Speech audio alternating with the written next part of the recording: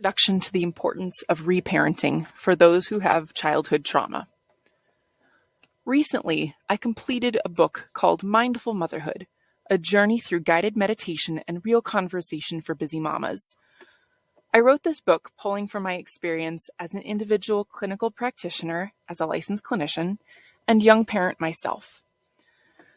Through my training and experience, I am keenly aware that childhood attachment and trauma really shape how we possess emotional competencies in adulthood.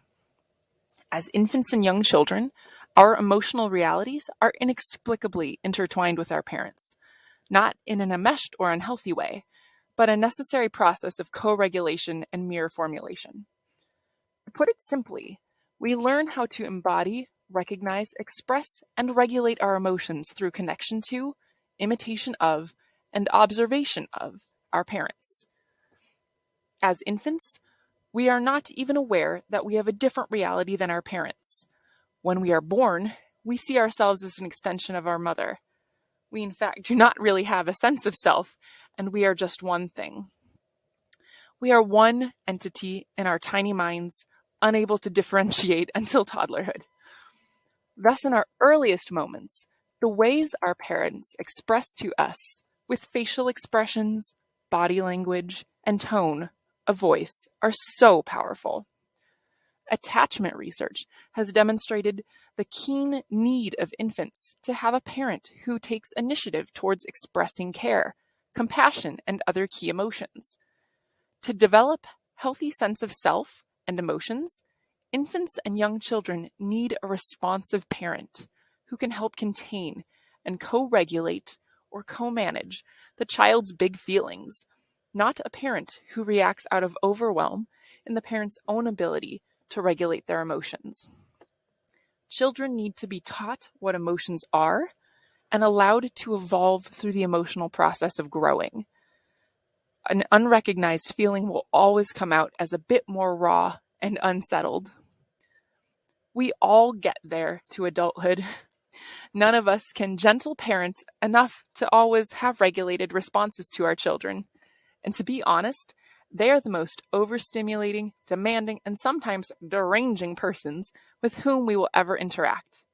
Do you remember how much sleep deprivation hurts if you're out of those phases? As parents, we are constantly told to put our children's needs first, but our children are not reasonable, nor do their needs seem to have a limit or end. I remember in the newborn phase how my daughter could not tolerate being put down so I could use the bathroom. The end result was me getting to be a pro at using the toilet while holding a child or wearing her strapped to my body.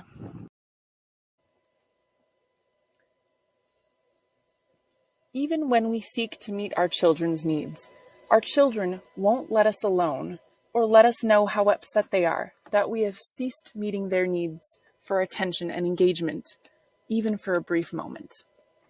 In a nutshell, being a parent is hard. Being on 24/7, needing to hold the big feelings of our little people is so overwhelming. I wrote this book to share tools, strategies, and my own lessons that I am still learning through parenting and supporting others who parent. My goal is to help parents, particularly mothers who are often primary caregivers, learn to develop a sense of regulation for themselves when managing these overwhelming moments. And that is what reparenting is all about. For those of us who did not have a parent who is regulated, that caused some unhealthy management of our own emotions. And that is what we are trying to learn how to soothe, reassure, and meet needs for in adulthood.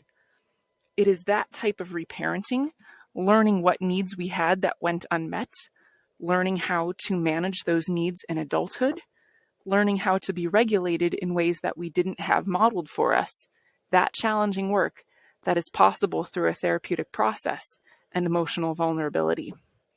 If you find yourself struggling with emotional regulation needs on an ongoing basis, and you did not have a parent who was able to respond to you in a way that developed healthy emotions, either they were preoccupied with their own needs, they had some substance use needs, they had a lot of challenges and were just overwhelmed with life, you might find yourself benefiting from an inner journey that explores what needs you actually had go unmet as a child, and an exploration of how to meet those needs now. If such a journey is something you're open to, I invite you to explore it with a therapist.